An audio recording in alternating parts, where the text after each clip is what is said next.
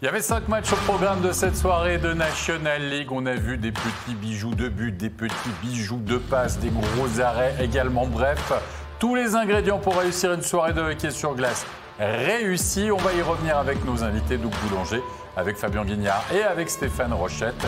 Et puis surtout, c'était le retour à la compétition du Lausanne Hockey Club ce soir qui s'est imposé 4-1 face à Rapperswil avec de jolis buts à l'image de cette réussite de Konakian.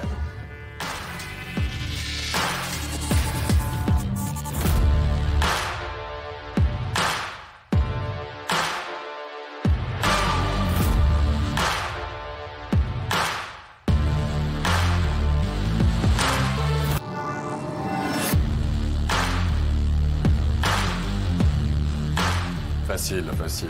J'en avais marqué plein des comme ça, messieurs. Fabien, même toi, le défenseur, t'as dribblé toute la glace là. Avec la canne à l'envers.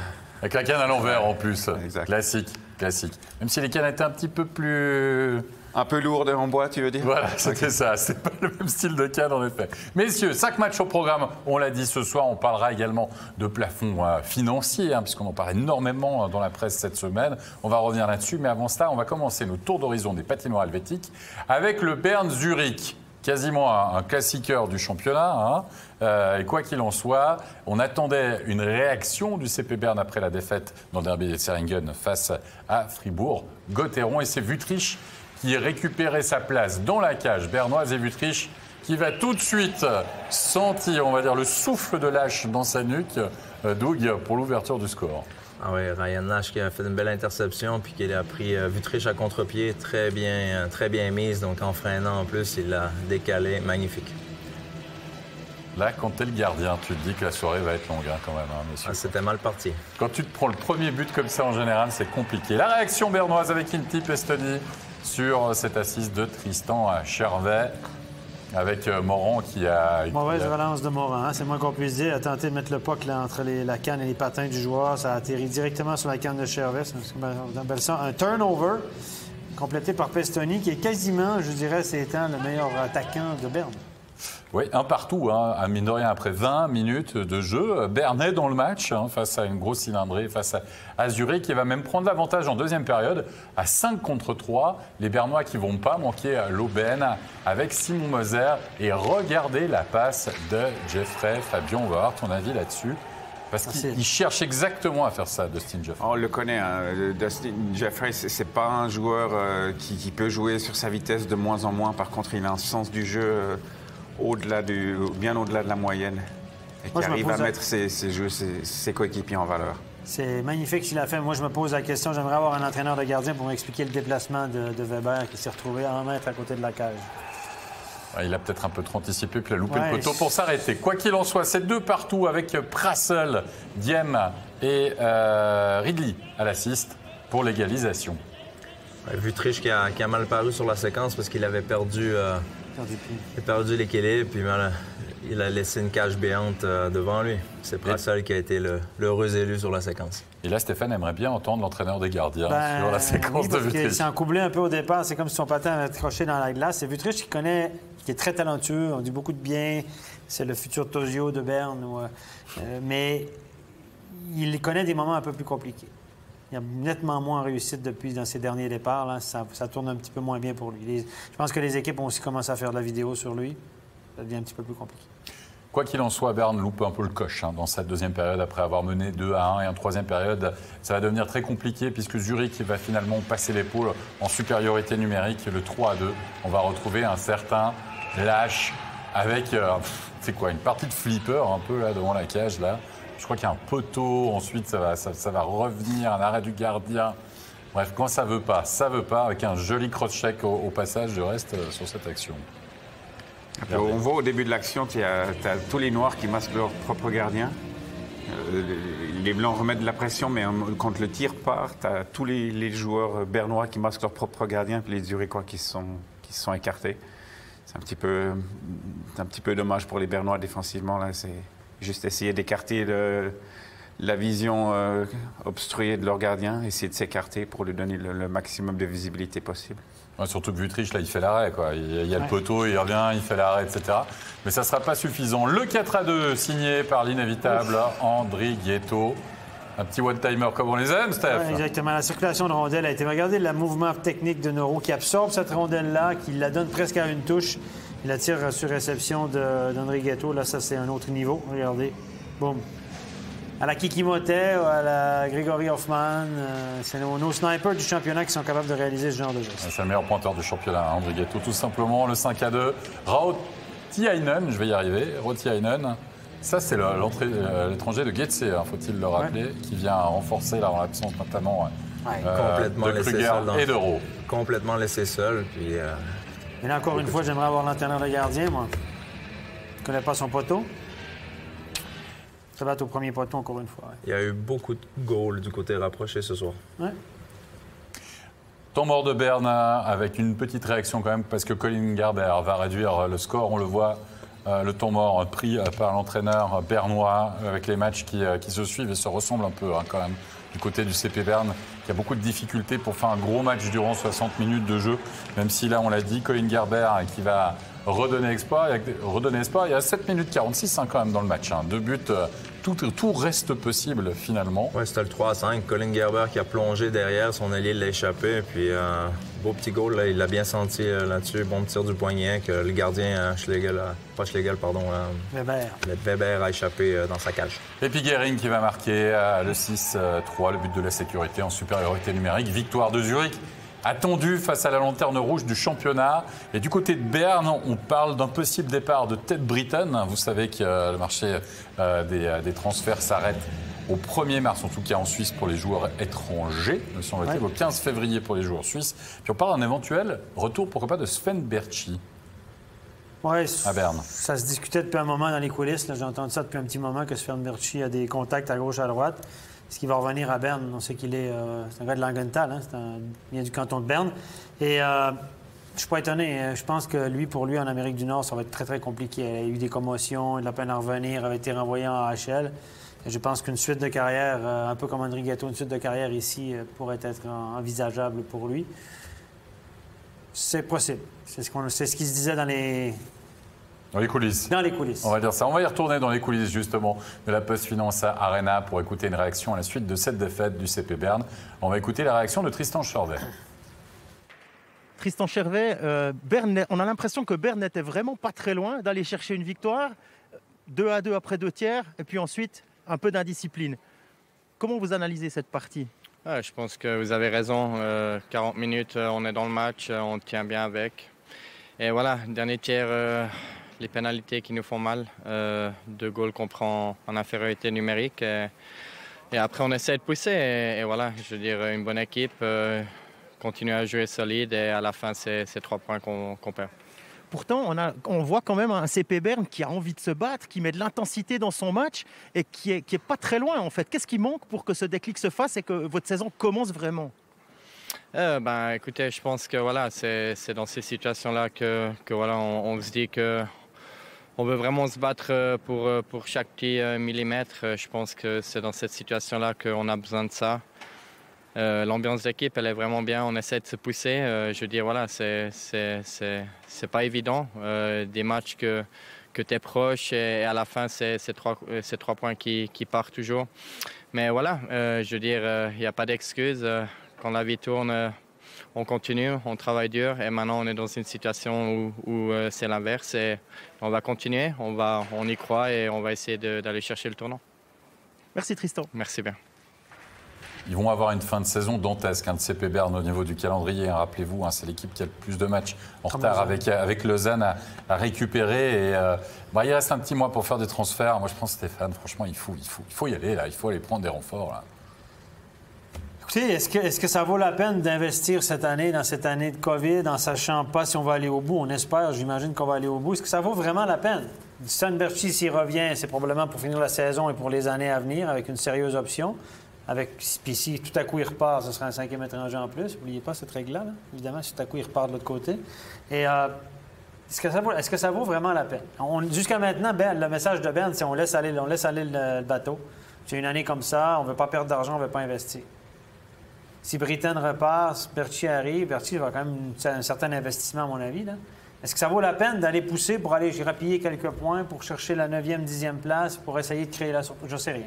Non, mais écoutez, ça ne va pas si bien que ça à Berne. Il y a des jeunes du cru qui ont signé ailleurs, qu'ils n'ont pas été capables de garder. Ouais. Tu as des joueurs comme des jeunes juniors qui jouent de plus en plus. Je pense que là, ils essaient de faire jouer les jeunes. Puis je pense pas que cette année, ils vont essayer de bouger quoi que ce soit. Puis même s'ils essayaient, ça va être compliqué tourner le bateau dans l'autre direction. Messieurs, on va passer au Lausanne Hockey Club si vous le voulez bien, parce qu'on parlait de calendrier dantesque. Pour Lausanne, ça sera exactement pareil, puisqu'ils vont jouer, on nous l'a appris au niveau préparateur physique en avant-match si vous étiez avec nous, 3,6 matchs par semaine jusqu'à la fin de la saison régulière. Donc on va dire qu'on ne va pas beaucoup s'entraîner. Mais quoi qu'il en soit, Lausanne de retour en quarantaine, ça donne quoi avec de nombreux absents, nombreux malades. Même le coach n'était pas là, cette jeune fousse qui est à la bande, Bolsauser. Dans la cage, il manque Malguin notamment.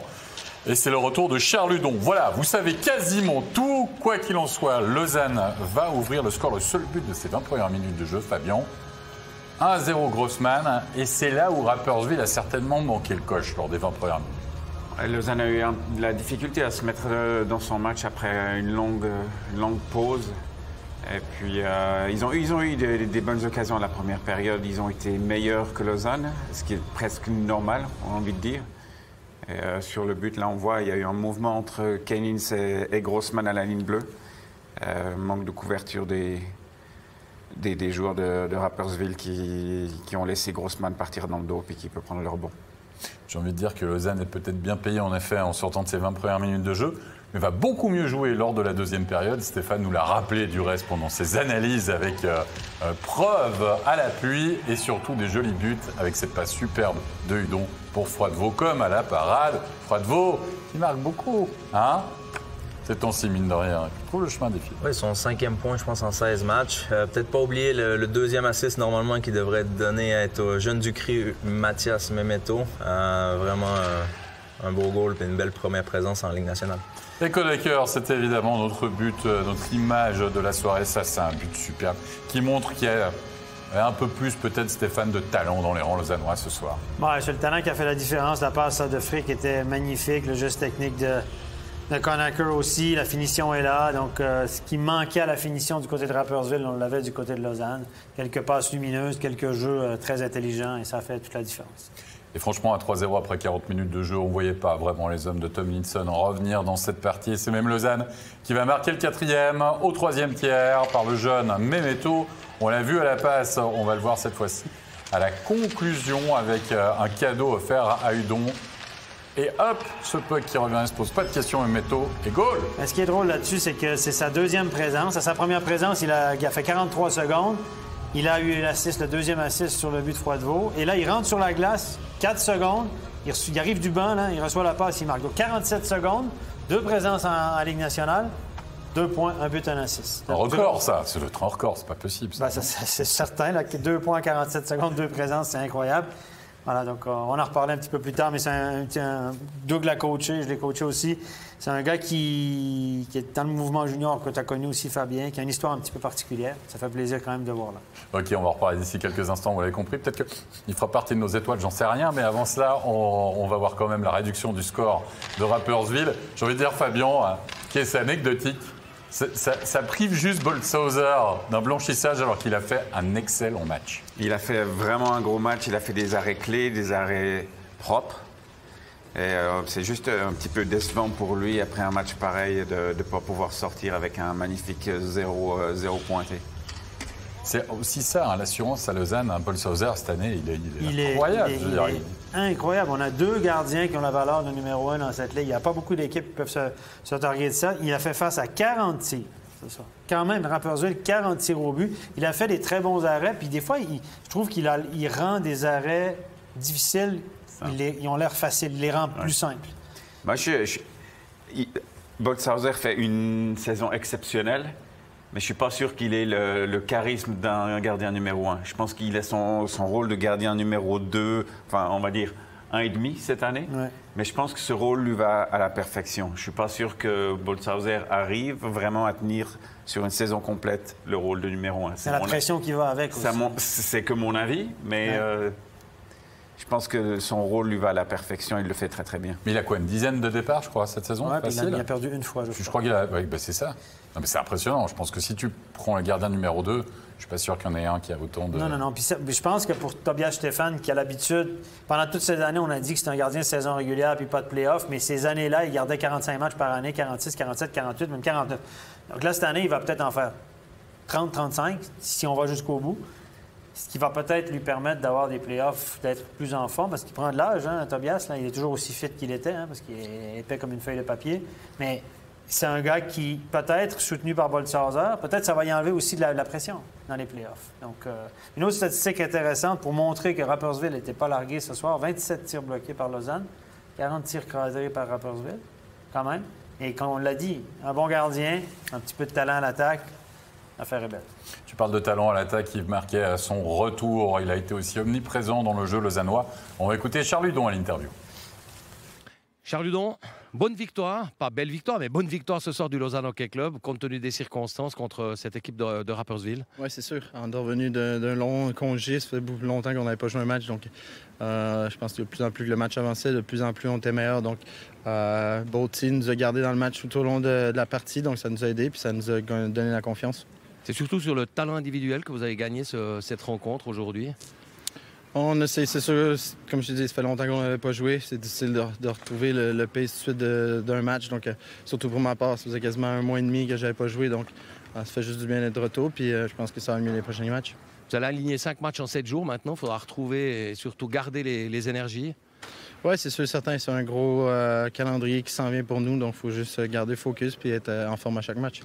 Un dernier mot sur vous. Comment vous êtes senti aujourd'hui pour ce retour? C'était pas un peu précipité? Vous étiez vraiment prêt à... Je me sentais bien. Je me sentais bien depuis quelques jours. À cause de la quarantaine, j'ai pas pu jouer le match de vendredi dernier. Donc, je me sentais. Mais avec ces 7 jours de plus de congé, je pense que ça m'a aidé à être prêt. Puis, je me sens super bien.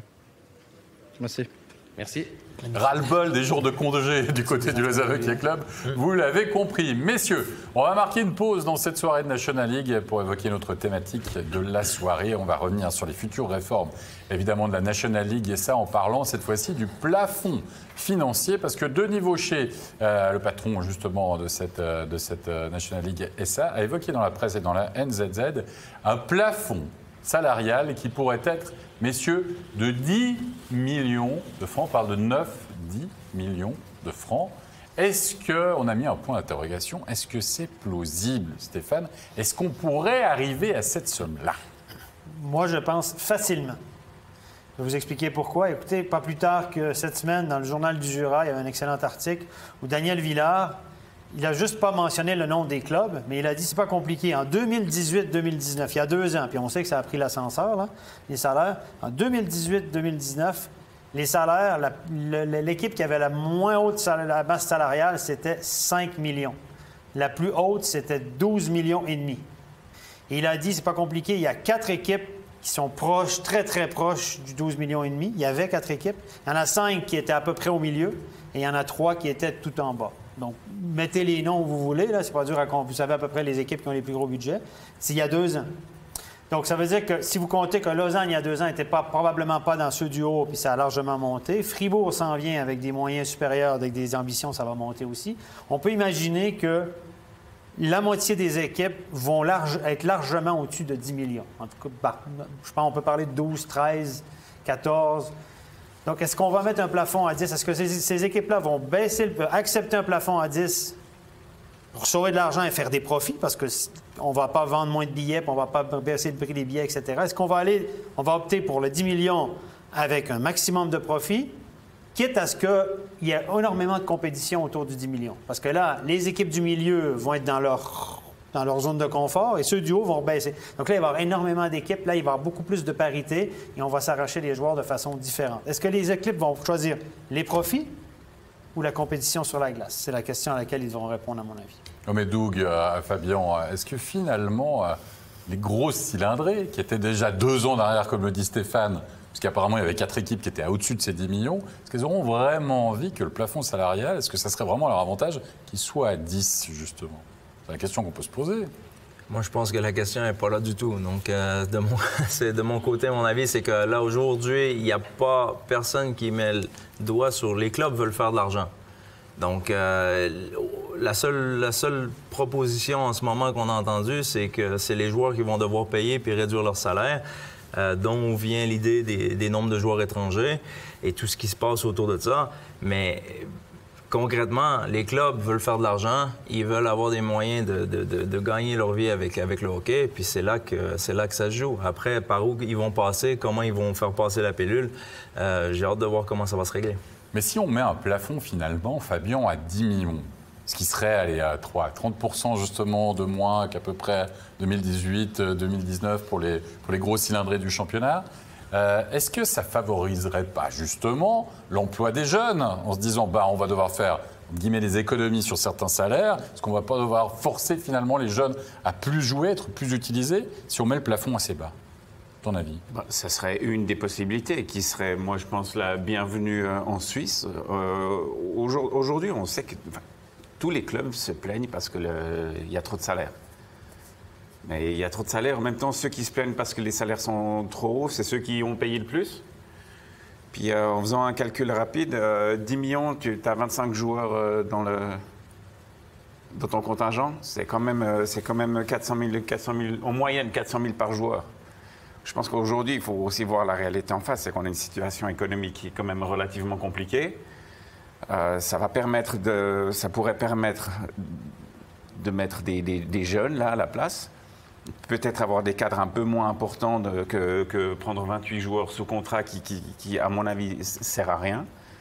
On le disait tout à l'heure, en tout cas je l'ai dit, moi je pense qu'aujourd'hui faire des matchs, alors on a une situation encore une fois compliquée avec le Covid, mais en faisant entre 2 matchs et demi par semaine, est-ce que tu as vraiment besoin d'avoir à chaque fois 20 joueurs sur ton alignement, sachant qu'il y a des gars qui jouent 3 minutes?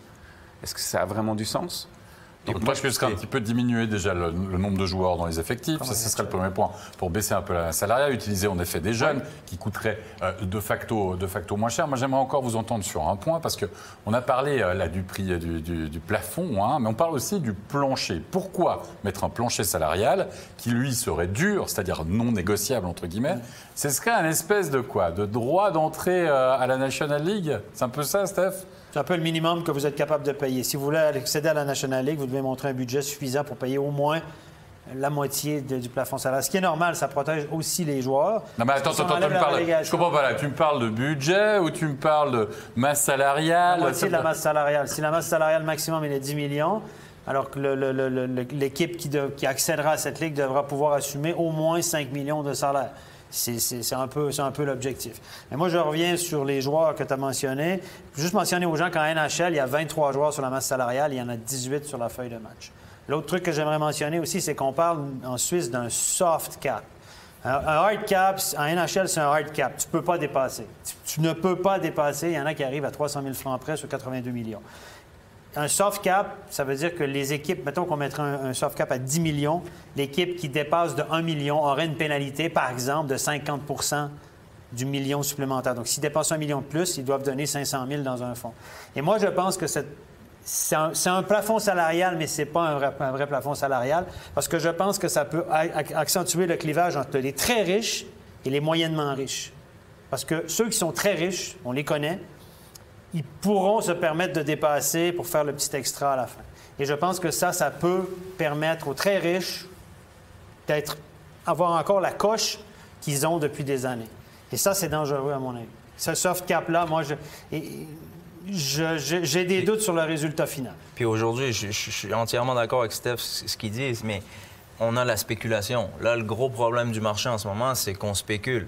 Lui, il y a ça, puis apparemment, il y a ça. Personne ne sait. À un moment donné, il faut un outil de contrôle, puis qu'on sache où on s'en va. Si on sait que tel joueur gagne 500 000, ben c'est clair. Donc, on n'a pas le système au jour d'aujourd'hui avec les contrats de travail qui nous le permettent. Donc, c'est soit on met public, puis on a des contrôles, puis on est capable de prendre des décisions, puis on arrête la spéculation de dire « Ah, lui, il gagne tant là-bas, moi, je vais lui donner », puis ce qui fait que ça monte très, très rapidement, puis des fois sans aucune raison, puis qu'il y a des contrats qui sont monstrueux qui sont donnés des fois parce que les agents ont fait un bon job, puis les clubs n'avaient pas l'information nécessaire peut-être pour faire le job. Donc, un truc qu'il faut mentionner aussi, c'est que là, le 10 millions, on lance ça en l'air. Mais en NHL, le plafond salarial, il n'est pas déterminé au hasard. Ça doit correspondre à 50 des revenus anticipés des clubs. 50 Alors, on a des clubs dans la Ligue, Berne, Zurich, même Fribourg, on parle déjà d'un 20 millions de budget dans un monde où il y a des gens dans la patinoire. Dans la patinoire à 7 000. Là, on va avoir une patinoire à 9 500. Ça veut dire que le budget de Fribourg, on peut penser qu'il va passer largement au-dessus des 20 millions. Berne, Zurich sont largement au-dessus des 20 millions. Zug, les équipes, les revenus sont en croissance. Donc, bon, pourquoi on fixe 10 millions? Pour les joueurs, il faut que ce soit un chiffre qui soit en rapport avec les budgets des clubs, parce que sinon, on pourrait mettre 5 millions aussi, puis on se met 5 millions dans la poche. Il doit y avoir Stéphane, mais attention, il ne faut pas qu'on confonde budget et masse salariale aussi, parce que les salaires ne sont pas que le budget. C'est les revenus. En fait, en NHL, c'est 50 des revenus anticipés des clubs. C'est ça. En moyenne, c'est ça. Peut-être qu'il y a quelque chose, en tout cas, qui est dommageable, c'est d'avoir tant les informations sur les étrangers, tant les informations là maintenant sur le plafond salarial, enfin des trucs qui fuitent, qui filtrent comme ça, puis qu'on n'a pas une vue d'ensemble du package. Parce qu'on n'arrête pas de nous dire au niveau des dirigeants des clubs, non, mais attendez, ça c'est qu'un élément du package, ça c'est ci, ça c'est ça, etc. De finalement nous fournir tous les éléments et puis après de regarder. Parce qu'ils vont devoir voter encore. On est bien d'accord sur ces éléments. Mais ils doivent voter, c'est parce que le truc que les gens doivent comprendre, et ce qu'on nous répète, Mme Méria le disait dans le Journal du Jura aussi, c'est que c'est un package. Il dit attendez. Mais entre deux, ils nous font un communiqué après la première séance. Donc, je veux dire, on va là-bas attendre, mais on prend ce qu'on nous donne. Alors, évidemment. Et puis moi, la question que je me pose tout le temps, c'est pourquoi il y a certaines équipes qui votent pour tel truc, les 7 étrangers, ça avantage en quoi Langnau ou Ambry? Il y a quelqu'un qui peut m'expliquer ça? Ben non, mais eux, ils votent pas pour les 7 étrangers, mais ils votent pour la non-relégation, parce qu'ils se sauvent les fesses, puis ça fait partie du package. C'est comme si tu fais des votations populaires, puis tu mets 4 thèmes, puis il y en a un qui te tient à cœur, puis les 3 autres, tu dis, ben, ça m'arrange pas trop, mais là, celui-là, j'y vote. Donc voilà. Donc, quelque part, c'est biaisé. Alors, je comprends pas. Puis il y a eu des abstentions. Puis il y a des équipes en off qui te disent, ben, nous, on n'est pas trop d'accord, mais finalement, pour montrer une certaine unité, on a voté pour. Alors, j'ai de la peine mais pour revenir, juste une parenthèse sur les jeunes, je pense que oui, si on a un plafond salarial, on va s'en aller vers une ligue comme la NHL avec des vedettes très, très, très, très bien payées, encore mieux payées que maintenant. Et à la fin, quand on aura fait nos emplettes de joueurs vedettes, de joueurs qui vont te faire gagner des matchs, qui vont vendre des billets puis des maillots, bien à la fin, il ne va pas nous rester beaucoup d'argent pour engager les plus petits joueurs. Et c'est là, comme en NHL avec les entry-level contracts à 1 million maximum, que les jeunes pourraient profiter de cette brèche, à mon avis, dans un monde parfait. Surtout que, normalement, on devrait avoir 2 équipes supplémentaires. À terme. Et on ne pense jamais au développement de la Ligue. Toutes les bonnes ligues du monde ont un commissaire, ont un gars qui pense à développer tout ce qui se passe. Puis là, c'est juste pas le cas. On n'a personne au jour d'aujourd'hui qui va promouvoir le produit puis qui est en train de réfléchir à mettre ça et qui pense aux joueurs, qui pense aux sponsors, qui pense... Qui pense à l'intérêt global du business. Là, on a des clubs qui chacun tire la couverte. Ils essayent de s'entendre en pensant à leur intérêt, en votant sur une règle ou deux. Mais un Gary Bettman qui dit, même si ça t'arrange pas toi puis toi, ça arrange le business, go. Voilà. Merci beaucoup, Stéphane. On verra, Madame Soleil, si tu as raison au niveau des pronostics en ce qui concerne les gros salaires et les juniors. De toute façon, affaire à suivre, on en aura largement le temps d'en reparler. Replongeons-nous, nous, en ce qui nous concerne dans cette soirée de National League. Il y avait de la revanche dans l'air du côté des Grisons. Genève Servette, battu à domicile par Davos, est venu avec un esprit revanchard du côté des montagnes de Davos, avec surtout un Genève Servette mis rapidement sur orbite. Regardez le petit bijou de passe de Vermin pour Rod. Hop, 1-0 comme à la parade. Le capitaine qui montre la voie. Oui, donc tout le monde n'est pas watching. Vous voyez, en bulle derrière la cage. Il y a 2 joueurs sur 1 derrière la cage et Rod a été très bon là-dessus. Doug l'a mentionné. Il a été très patient, regardez. Facile. Et Vermin, on va le retrouver après la passe à la finition cette fois-ci. C'est la 17e minute de jeu. On est à 5 contre 4. Genève Servette qui retrouve son arme favorite, dira-t-on, Doug, à savoir le powerplay. Oui, Joël Vermin qui a profité d'une petite déviation, il était bien placé, et puis ça lui a permis de mettre le puck dans la cage vide. On a vu la passe de Marc touchée justement par la canne d'un Lavosien qui s'en veut sur ce coup-ci, puisque c'est arrivé directement sur le tape de Joël Vermin. 2-0 après 20 minutes de jeu. Ah, ça te rappelle pas des souvenirs, ça, Steph? Au Vernet, c'était le même score, 2-0 après 20 minutes. Exact. 2-0 après 20 minutes, mais ce soir, ça a tourné un petit peu différemment. Et oui, les histoires se suivent, mais ne se ressemblent pas, puisqu'en effet, Genève va appuyer sur l'accélérateur en deuxième période et retrouver cette fois-ci 3 longueurs d'avance, une nouvelle fois sur Powerplay. C'est Fer qui va dévier ce puck au but de Tom Ernest. Omark, une nouvelle fois, à la passe. Ça, c'est classique qui est sur glace quand même, Fabien. Hein. Ouais, je crois que les gars là sont assez bien rodés. Hein. On les voit assez souvent depuis le début de la saison.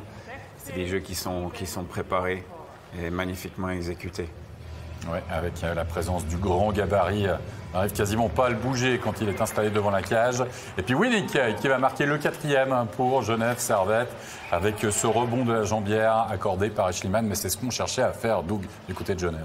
Oui, absolument. C'était pour justement Winnick qui s'emmenait large, qui est rentré sur les points d'engagement puis que ça lui a permis de récupérer ce rebond. Beaucoup de joueurs ont tendance à aller directement à la cage. Là, il l'a pris large puis ça a sorti parfaitement pour lui. Puis ça, c'est vraiment un beau goal puis il a été payé là-dessus. Il n'y a pas eu de bis repetita, vous l'avez compris, pour Genève. 4-0 cette fois-ci, tout en maîtrise avant l'entame de la 3e période. Et Eschliman qui va laisser sa place pour le dernier 20. C'est Robert Mayer qui va retrouver la cage, lui qui n'avait plus joué depuis le 19 janvier dernier. Il va stopper l'hémorragie. C'est même Davos qui va finalement empêcher un excellent Gauthier Desclous de signer un blanchissage par Kinsley. Et je peux vous dire, c'est son premier but de la saison. Et il n'avait plus marqué depuis le 10 mars 2018. Ça fait un petit moment. Hein. Ça fait 2 ans sans marquer. Ouais, moi, c'est pas un joueur offensif. Hein. C'est un défenseur à caractère très défensif. Un ancien de Fribourg qui est passé par Ambry, maintenant qui est à Davos. C'est pas le gars qui noircit beaucoup les feuilles de pointage. Il était content, heureux. Même dans la défaite, il y a des heureux. T'as vu la joie? Est-ce qu'on lui a amené le puck pour plaisanter au niveau des coéquipiers? Non, ça se fait pas quand même, ça. Quand même pas. Quand même pas. Il a quand même eu 2 à 3 rebonds qu'il a pu prendre pour la mettre au fond, donc il l'a mérité. Genève qui aurait pu même alourdir le score puisqu'ils vont bénéficier, les Genevois, d'un penalty. À la suite, on le voit c'est un joli ceinturage, on va dire, ça, Stéphane, ou une tentative de papouille ou qu'est-ce ouais, c'est le bear hug qu'on appelle en anglais, c'est la prise de l'ours. Regardez, c'est le câlin d'ours. Voilà. Il s'est servi de sa main droite, de sa main gauche, donc c'est assez évident. Pénalité facile à prendre. Ça, tu t'hésites pas à le siffler. C'est Smirnov qui va tenter de marquer. Mais Robert Maillard mettra son veto. Victoire de Genève Servette. Belle réaction, plus de concentration. On a vu pendant la rencontre le visage, messieurs, de Patémon, là, hein, Fabien, retrouver un certain sourire et une certaine joie. Parce que je pense quand même que du côté de Genève, là, la défaite, alors que tu menais 2-0, etc., que tu as le match en main, avait laissé quelques traces, dira-t-on. Un petit peu au travers de la gorge, c'est possible, c'est ça. Ouais, je pense que c'est vrai que Davos, c'est des longs déplacements, surtout pour Genève. Hein, on traverse vraiment la Suisse en long, en large. En plus avec l'altitude. Donc quelques jours après, prendre une bonne revanche contre la même équipe, c'est toujours un bon sentiment. On va voir justement si ce sentiment est partagé. On va écouter à l'interview Simon Lecoultre. Simon, par rapport à mardi, contre ce même adversaire, j'imagine qu'il y avait une grosse envie de faire mieux. C'est ce qui a été fait ce soir avec la manière. Ouais, avant le match, on s'est dit qu'on allait jouer 3 matchs de 20 minutes. On ne voulait pas se projeter plus loin que les 20 premières minutes et puis la deuxième période et la troisième période. Et je pense que c'est quelque chose qu'on a bien fait, surtout en deuxième période. On n'a pas relâché, on a continué à mettre la pression. Et puis on voit que si on joue comme ça fonctionne. Après 2-0, après 20 minutes comme mardi, on tire donc les enseignements et puis on apprend assez vite du côté de Genève. Oui, non, c'est sûr. On se devait de réagir et de montrer qu'on pouvait jouer 60 minutes. Et comme j'ai dit avant, on a pris 20 minutes à la fois. Et je pense que c'est ce qu'il faudra qu'on fasse dans le futur aussi, qu'on se concentre sur les 20 minutes qui viennent et pas sur les 60 en général. Mais c'est ce qui vous manquait peut-être lors des dernières prestations, un match solide sur 60 minutes. Aujourd'hui, on peut dire que c'est le cas. Oui, c'est le cas. Il y a quand même eu 2-3 erreurs, mais... on a eu un gardien solide et puis le powerplay a été efficace et puis à 55 on a été efficace. Donc c'est un match solide, surtout à l'extérieur ici, donc c'est tout bénef. Merci à toi. Merci. Un match solide, Stéphane, qui se vérifie également au niveau des chiffres. Oui, 42-16 en faveur de Genève au niveau des engagements. Quand même un Gauthier Desclous solide, 39 tirs de la part de Davos. 43 de la part de Genève. Et ce qui est une statistique qui me laisse un peu dubitatif, c'est 21 tirs bloqués par Davos, 2 par Genève. Je pense qu'il manquait un gars dans la statistique puis qu'il prenait que celle de Davos ce soir. Donc, des fois, ces statistiques, des fois, on voit des trucs statistiques qui étonnent un peu et qui changent le lendemain. Mais 21-2, des tirs bloqués, 2 tirs bloqués dans un match, ça fait longtemps que je n'ai pas vu ça. Un petit peu à voir si ça va être confirmé ou infirmé par la suite. On va passer à Lugano-Fribourg, si vous le voulez bien. C'était un match qu'on attendait beaucoup, pour plusieurs raisons. D'abord parce que Lugano restait sur une série de victoires impressionnantes. Fribourg s'était imposé face à Berne dans le derby des Zähringen. Deux équipes très proches au niveau de ce qu'on a pu voir sur la glace depuis le début de la saison. Et surtout un Connor Hughes dans la cage qui va devoir non pas capituler puisqu'il est sauvé par ses montants, mais regarder sur la contre-attaque. C'est Desharnais alors qu'il reste quelques petites secondes. Oui, c'est dur le back-checking. On l'a vu à l'image de Bertadja qui tire un petit peu la langue, Doug Boulanger. Et c'est surtout Desharnais, chasseur de but, qui ouvre le score. Ouais, avec une magnifique entrée de zone qui a créé de l'espace. Je pense que c'est Bikoff qui a pu couper, prendre un très bon tir. Il y avait du trafic, puis c'est Desharnais qui a pu pousser le puck au fond, qui a bien terminé à la cage face au jeu, puis qui en a profité. Vous avez des qualités techniques, vous avez une ligne avec Desharnais, Bikoff, et puis Motet, qui est un véritable sniper cette année. Bikoff joue à l'aile droite, donc ça lui a permis justement de rentrer dans la zone, de faire ce délai. Puis c'est Desharnais qui avait créé le chemin, qui avait ouvert le chemin pour lui, puis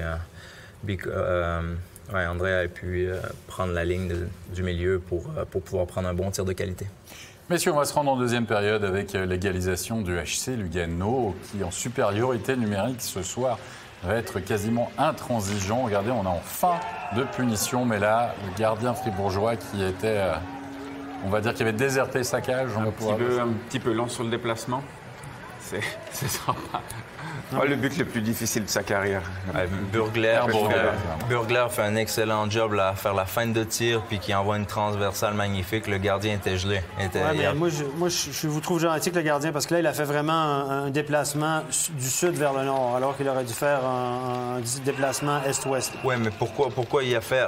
Il s'est présenté parce que Burgler a fait la feinte de tir. Il pensait vraiment que la shot s'en venait puis c'est ça qui l'a fait overcommit. Regardez, c'était pas la soirée des gardiens parce que là, très honnêtement, Schlegel sur ce coup-ci, messieurs, là aussi, il le laisse échapper, ce puck de Kylian Motet. Regardez, on va le voir. L'arrêt, bah non. Tout sourit à Kylian cette année, son 18e. C'est une saison incroyable pour lui de mettre les pucks au fond. 18e but. On espère que dans son contrat, il a signé un gros bonus au niveau de la barre des 20 buts. Parce qu'il est tout prêt. Et puis là, entre les jambes, Marc Arcobello, il reste 49 petites secondes. Arcobello, voilà. On l'attend aussi pour ce genre de but quand même s'il a peut-être qu'elle a un peu touché, je sais pas. On le sait, c'est un sniper. Après, on peut toujours rediscuter encore une fois des déplacements de Hughes. C'est assez particulier. On a plutôt tendance de voir aujourd'hui les gardiens un peu à genoux qui font des poussées pour rester toujours fermés. Puis je sais pas, je suis pas un spécialiste des gardiens, mais c'est pas très commode. La canne n'était même pas sur la glace sur la séquence. Oui, c'est ça l'erreur. Il n'y a pas la canne. En général, quand vous la prenez comme ça entre les jambes à la glace, c'est souvent ce que les entraîneurs des gardiens disent. Mais s'il n'y aura pas de but en troisième période, on va se rendre en prolongation. Et finalement, une prolongation cruelle pour Fribourg-Gotteron, puisque dans la dernière seconde de jeu, c'est le spécialiste de Maison Team Hill qui va aller marquer ce game-winning goal à la suite d'un rebond en plus. Et là, il a manqué un peu de chance quand même, Luc, sur ce coup-ci. On a vu la Union qui essayait de nouveau de mettre entre les jambes, à part ça. C'est un garbage. Écoutez, c'est un garbage. Le gars, il a mis le puck à la cage, un rebond. Voilà, c'est un peu comme le but des derniers, un rebond un peu favorable. Et puis finalement, il finit au fond à moins d'une seconde. 4e fois que le défenseur donne la victoire à Lugano, quand même, en prolongation. Le dernier match à Lugano qu'ils avaient perdu en prolongation, j'étais sur place pour le commenter, c'est lui qui a marqué. Il a marqué un but à Bienne en prolongation. Il en a marqué un contre une autre équipe, je me souviens plus. C'est pas compliqué. Quand il a été absent cette année, la défensive de Lugano, ça n'avait rien à voir. Donc, c'est une grosse pièce maîtresse des succès. Puis pourquoi Lugano, en ce moment, joue très bien. Messieurs, on va écouter 2 réactions à l'issue de ce match. Tout d'abord, du côté de Fribourg-Gotteron. Forcément, un peu de déception après cette défaite. On va écouter Kylian Motet. Kylian Motet, perdre en prolongation, c'est toujours cruel. Mais en plus, dans la dernière seconde, ça fait encore plus mal, je pense. Ouais, surtout que peut-être qu'on aurait mérité quand même quelque chose de plus. Donc c'est assez frustrant, mais voilà, on sait que les matchs c'est 60 minutes, il y a des prolongations c'est 5 minutes et puis il faut jouer jusqu'à la fin. Vous avez mené 2 fois au score dans cette partie, chaque fois Lugano a réussi à égaliser. Pourquoi vous n'avez pas réussi à tenir cet avantage? Déjà le 2-2, je pense qu'on prend une pénalité un peu bête, on est 6 sur la glace, donc c'est vraiment à nous de régler ça, c'est pas la première fois aussi, donc il faut vraiment qu'on sache régler ça. Et puis voilà, après Lugano joue très bien aussi, défensivement, offensivement, donc c'est jamais facile non plus, mais voilà, je pense qu'on aurait mérité peut-être plus qu'un point. Merci beaucoup, Kylian. Merci, bonne soirée. Peu de déception évidemment dans la voix de Kylian Motet, peut-être une toute autre atmosphère dans celle de Romain Lefeul, évidemment ravi de cette 8e victoire de suite. Romain Lefeul, 8e victoire de suite pour le HC Lugano. Vous avez trouvé la solution à tout là? Ouais, c'est clair que pour le moment, tout se passe bien pour nous. Il faut qu'on continue sur cette lancée. On a vraiment le vent dans le dos, donc il faut vraiment qu'on continue de jouer de la sorte et qu'on continue sur notre lancée. Comme je l'ai dit auparavant, on ne veut pas s'arrêter là. C'est clair que ça fait vraiment plaisir de jouer comme ça, mais on ne peut pas se satisfaire de ses performances et arrêter de jouer le prochain match. C'est clair que tous les matchs sont importants maintenant si on veut atteindre ce top 6. Et voilà, chaque soir, c'est un nouveau soir, on repart de zéro. C'est clair que la confiance maintenant, elle est là, mais il ne faut pas juste jouer sur ça. Il faut vraiment travailler chaque soir pour aller chercher la victoire. Justement, vous parlez de confiance. Vous êtes mené 2 fois ce soir et chaque fois, vous arrivez à revenir quand même. Ouais, 2 fois en powerplay. Ça fait plaisir aussi de pouvoir d'être efficient en powerplay. Donc voilà, on a trouvé le moyen de revenir à chaque fois au score, on n'a pas baissé les bras et voilà ce but à la dernière seconde qui nous fait du bien en prolongation. Merci beaucoup Romain. Merci à vous, bonne soirée. Dernière rencontre de la soirée, messieurs, c'était une rencontre de première journée de championnat. Eh bien oui, évidemment, Covid oblige, calendrier bouleversé. C'était un petit Zoug Langnau. Pourquoi un petit? Parce que sur le papier, on se dit toujours que Langnau va se faire manger par l'ogre leader du championnat. Mais cette équipe zougoise, elle peine souvent contre cette équipe des Tigres de Langnau. Elle a toujours un petit peu de problème. Une équipe qui cause des problèmes aux cadors, j'ai envie de dire, que ce soit Zoug ou Zurich. Et puis Zoug qui va marquer très vite dans ce match. 2e minute de jeu, c'est Diaz qui va aller tromper la vigilance du portier Eamon Talwa. Ça, c'est pas la première fois qu'on voit ça à Zoug. C'est un set play, c'est préparé d'avance. Vous avez Diaz, normalement, c'est défenseur droitier. Il est du côté gauche. On lui remet ça, c'est vraiment préparé. Et il en a marqué plusieurs buts comme ça depuis 2 ans. Il a été dans tous les bons coups ce soir. Il s'est porté en attaque, a été très dangereux autour du filet. Il a vraiment joué un bon match. Mais Giannoni qui va accorder un mauvais rebond, dira-t-on, et Pascal Berger, le vétéran, qui va pouvoir aller marquer. Ou Fabien, t'es pas d'accord avec le mauvais rebond de Giannoni? Je pense que c'est quand même pas un arrêt qui est facile. On en a critiqué tout à l'heure un petit peu les gardiens, mais je pense que le puck est dévié, donc il essaye de s'allonger. Alors c'est pas un bon rebond, mais c'est pas une situation, on va dire, aussi facile ou plus difficile que celle qu'on a vue tout à l'heure. Le perfectionniste comme il va s'en vouloir quand même pendant un petit moment. C'est une certitude. 42e, Grégory Hoffman qui retrouve la carburation habituelle, Stéphane. On retrouve le sniper, la fine gâchette, Grégory Hoffman. Oui, Grégory Hoffman qui, lors du dernier match la semaine dernière contre le 9-4 de son équipe contre Langnau, n'a pas obtenu un seul point, lui et Kovar. Sur une petite soirée tranquille. Ce soir, il marque un but. Regardez, j'adore la joie de Grégory Hoffman. C'est un tap-in, c'est un but facile et il va vraiment à l'air de dire yes, il marque un but, la joie. Non, c'est un but important quand même, parce que c'est un match quand même qui a été très, très serré. Je te rejoins, si je peux rajouter. On avait parlé dernièrement aussi d'un magnifique geste sportif qu'il avait fait. Moi, j'aime beaucoup ce gars-là. Saison après saison, là, il fait ses points, puis tu as l'impression qu'il n'en a jamais assez, puis qu'il a toujours autant de joie à faire ses points, à faire participer l'équipe aussi à ce succès. J'ai vraiment du plaisir, moi, à le voir jouer. Ça, c'était le but le plus facile en carrière de Kovar. Ouais. Quand vous dites profiter d'une erreur de l'adversaire, là. C'est pas une erreur, il a essayé de se transformer en gardien, mais c'était pas évident non plus, Stéphane, sur ce coup-ci. On est en fin de match, je pense qu'il a vraiment chopé une fissure dans la glace. On a vu vraiment qu'il a perdu pied, il est passé par-dessus bord. Voilà. Donc c'est comme ça fait partie du jeu, ça arrive. Oui, mais la ligne de Kovar, Hoffman, Simeon, ils ont été très, très bons tout au long du match. Oui, c'est une des meilleures du championnat, celle-là, messieurs. Avec la blessure d'Euro, notamment du côté de Zurich. Ouais. On a vu aussi, on parlait de celle de Motet, des Harnais aussi, ou Di Domenico, ce genre de choses.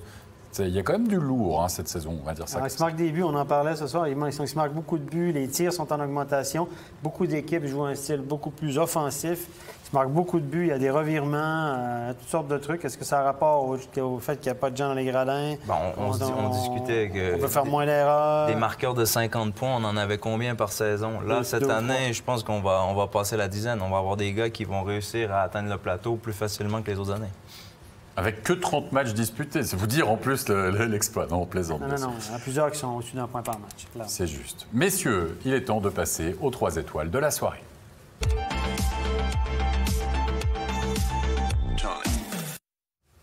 Messieurs, la troisième étoile, c'est un défenseur. On vient de le voir, il a donné la victoire une nouvelle fois à ses couleurs. Fabien Guignard, je m'adresse à l'ancien défenseur que tu es, Tim Head. Ça, c'est du lourd, c'est vraiment la grosse recrue du côté du Lugano. La grosse recrue qui fait un gros travail défensif pour cette équipe, puis qui, en plus de ça, est extrêmement décisif dans les moments importants et notamment en prolongation. La deuxième étoile de la soirée, il a réussi un doublé plus un assist.